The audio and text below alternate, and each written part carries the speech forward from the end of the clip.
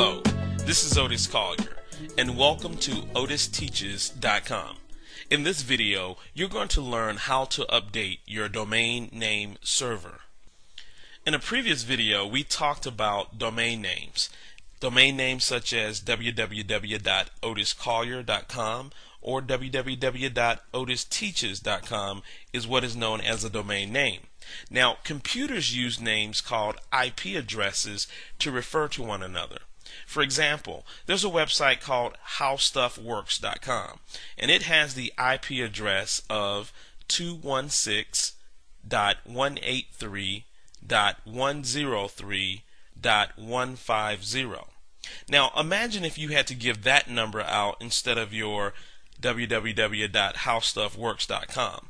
You can see it could become very confusing, and people would have to run around and know all of these numbers to get to your website. Well, that's just not going to happen.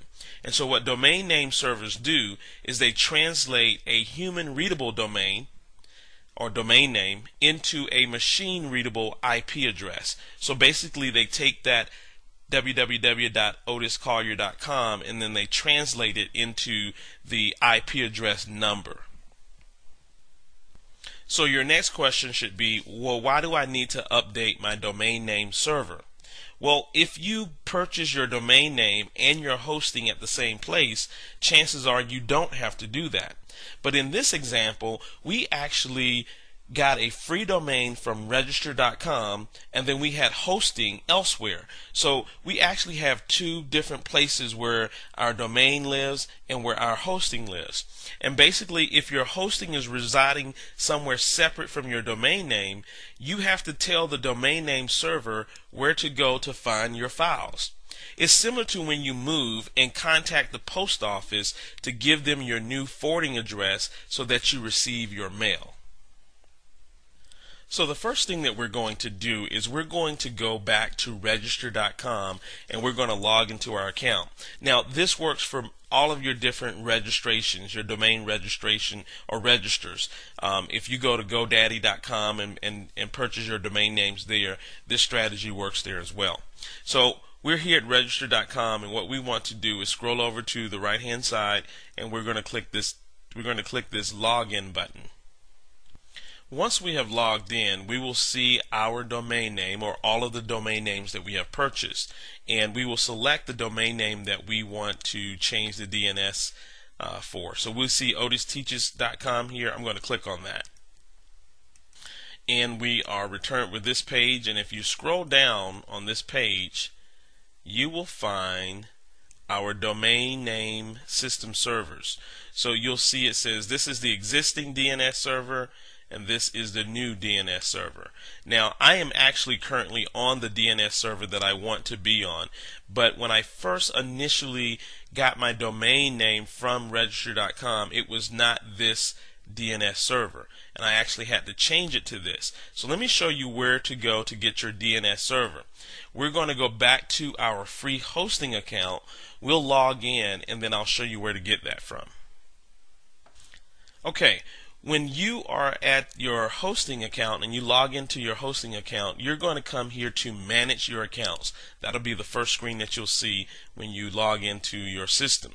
And what we want to do is we want to go here and we want to click on View Account Details. So let's go ahead and click on View Account Details. Once we click on account details, what we're going to find is we're going to find our name server information. And what we want to do is we want to actually copy these two DNS servers here. So we have DNS1, and we'll copy this, and then we'll go back to register.com. And what you'll do is you'll put the new DNS server here, and then we'll go back to our hosting account to get the second DNS server. And our second DNS server is this DNS2. So we'll copy that and we'll go right back to register. And we will paste that in this box here. Okay, so we have our new DNS servers here. What we'll do is we'll scroll down here to the right hand side and we will click the continue button. Okay, and then you should get a message that your DNS servers were updated. Now, in my case, it tells me that the DNS name entered is already existing. So all I did is replace the same DNS servers there, but it picked that up, and so it's saying, hey, you already have those existing DNS servers here. But in your case, if you're doing this for the first time, it will say your DNS servers have been updated.